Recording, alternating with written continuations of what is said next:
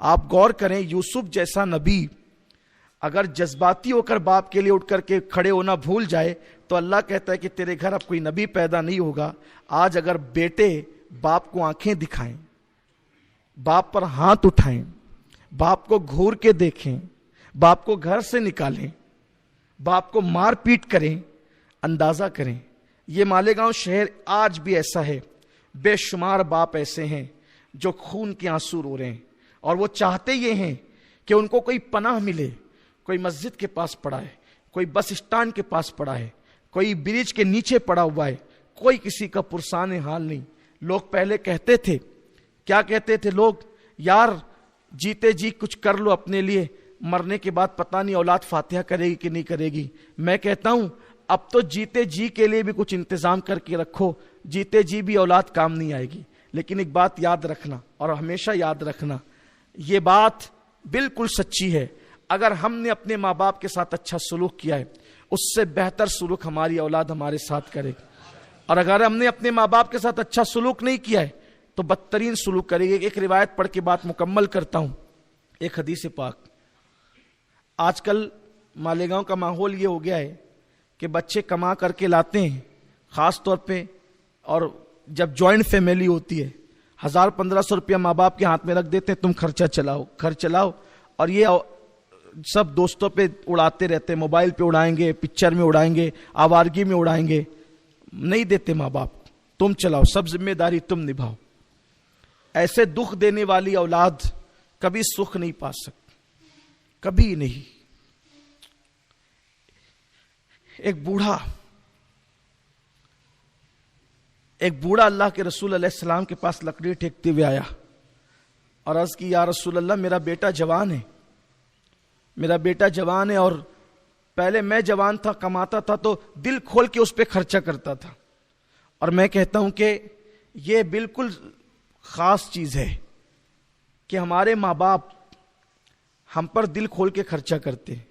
بیمار پڑ جائیں تو علاج دل کھول کے کریں، ضرورت پڑے تو خرچہ دل کھول کے کریں، لیکن جب اولاد جوان ہو جاتی ہے، یعنی یوں سمجھ لیں کہ ماں باپ جوان ہوتے ہیں تو اولاد کے لیے اچھی اچھی چیزیں چھپا کے رکھتے ہیں کہ میرا بیٹا آئے گا تو میں دوں گا یا دوں گی، اور جب اولاد جوان ہو جاتی ہے تو اولاد چھپا کر کے لاتی ہے کہ میرے ماں باپ کی اس پہ نظر نہ پڑے۔ یہ بہت بھیانک صورتحال ہے۔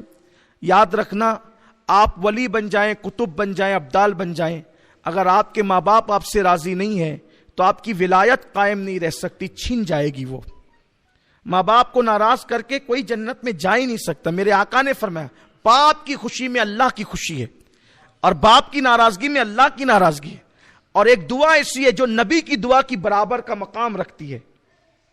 حضور علیہ السلام، اور صرف وہ نبی صرف نہیں، سید الانبیاء کی دعا کی طرح ہے۔ فرمایا، دعا والدہ لولدہ کا دعائی لکم، کہ تمہارے باپ کی دعا تمہارے حق میں ایسی ہے جیسے مجھ محمد کی دعا امتی کے حق میں۔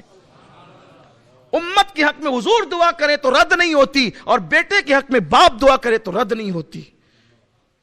آج ہم پیروں سے، فقیروں سے، مزاروں سے سب سے دعا لینے چلے۔ میں کہتا ہوں سب سے بڑا پیر تو تیرے گھر میں بیٹھا ہوا ہے، سب سے بڑا پیر تیرے گھر میں بیٹھا ہوا ہے، اپنے باپ کو چھوڑ کر جاتا کہاں ہے؟ بڑی عجیب سی بات ہے۔ میں کہتا ہوں کہ جس کے لیے قرآن اور احادیث میں سندیں موجود ہے کہ جہاں دعا رد نہیں ہوتی، ہم جا رہے ہیں، سید صاحب آپ دعا کر دو، پیر صاحب آپ دعا کر دو، مولانا صاحب آپ دعا کر دو، یہ دعا کر دو، وہ دعا کر دو۔ ارے خدمت کر، باپ کی دعا لے، ماں کی دعا لے، وہ دعا کی برکت ہے، تقدیر بدلتی۔ میں کہتا ہوں ولی کی دعا ولی کا درجہ رکھتی ہے، نبی کا درجہ نہیں رکھتی، لیکن باپ کی دعا تو سید الانبیاء کی دعا کا درجہ رکھتی۔ کیا فرمایا؟ یہ نہیں کہا کہ باپ کی دعا نبی کی دعا کی طرح، نہیں، یہ فرمایا، آقا فرماتے ہیں دعا والدہ لولدہ کا دعائی لکم، جیسے حضور نے کہا جیسے میری دعا تمہارے لیے، حضور نے کہا میری دعا تمہارے لیے جو درجہ رکھتی ہے وہی دعا باپ کی دعا بیٹے کے حق میں درجہ رکھتی ہے۔ اس دعا کی اہمیت کون جانتا ہے؟ عرش ہلا دیتی ہے یہ دعا، تقدیریں بدل دیتی ہے یہ دعا۔ اس دعا کا مقام کیا ہے لوگوں کو پتہ ہی نہیں۔ ادھر ادھر بھٹک رہے ہیں بیچارے مارے مارے، اور مرکز دعا گھر میں موجود ہے ماں اور باپ کی شکل میں۔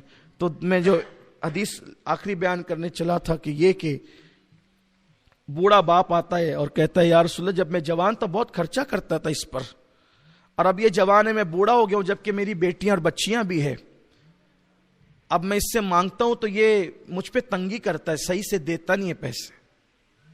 حالانکہ اب لوگوں کو ایسا خطرہ رہتا ہے یار میں ابا کو دوں گا اماں کو دوں گا تو دوسرے بھائیوں پہ یہ خرچہ کر دیں گے، بہنوں پہ خرچہ کر دیں گے، اس پہ اڑا دیں گے اس پہ اڑا دیں گے، یہ لوگوں کو ڈر رہتا ہے۔ میں کہتا ہوں اگر جان لٹا کر بھی باپ راضی ہو جاتا ہے تو سودا سستا ہے، اگر جان دے کر بھی باپ راضی ہوتا ہے، کیونکہ جس کی رضا میں خدا کی رضا ہے تو اس سے سستا سودا اور کیا ہے۔ لیکن لوگ وہ کرتے ہیں، اور یہ بھی آپ سے کہتا ہوں باپ نے جان لٹانا ہے لٹا دے، ہمیں تو رضا سے مطلب ہے، اللہ کی رضا چاہیے۔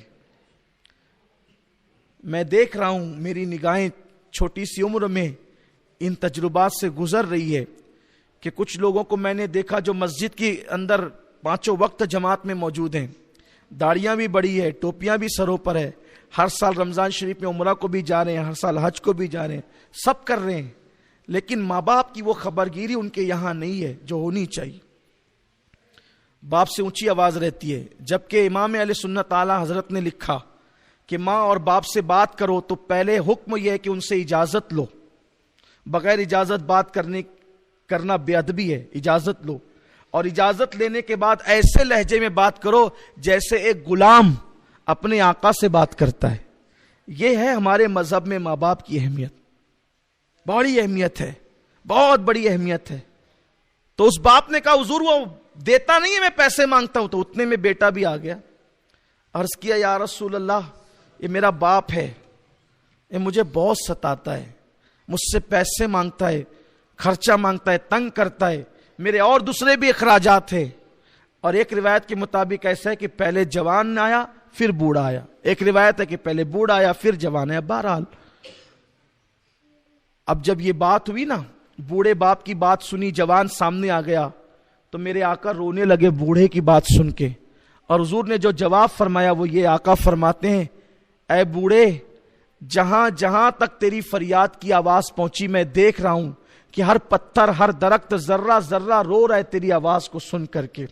اور پھر اس جوان سے کہا اے جوان تو بھی تیرے باپ کا ہے اور تیری پوری دولت تیرے باپ کی ہے، تیری دولت پر تیرے باپ کا حق ہے،